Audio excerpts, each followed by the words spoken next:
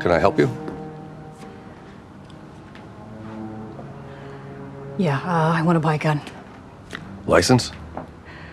Oh, yeah. Jodie Foster plays a public broadcasting host in The Brave One who walks the New York City streets reporting on different people and places in the city that are disappearing. Sorry.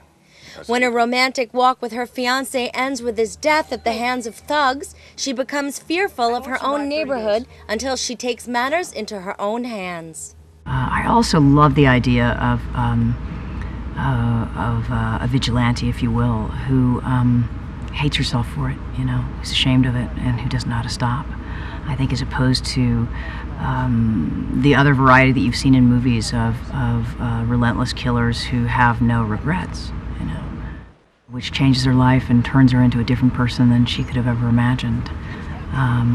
Sort of brings her through the depth of her darkness in some ways and becomes kind of a stranger to herself. Jodie can't predict how she would behave if faced with a similar situation in real life.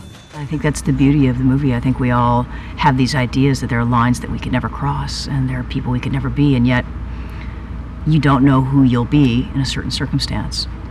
You know, you don't know who you would be if you were a prisoner in a prisoner of war camp. And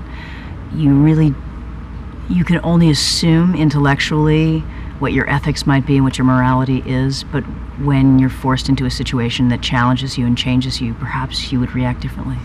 Jodie is currently filming the family story Nims Island in Australia with Gerard Butler and Abigail Breslin.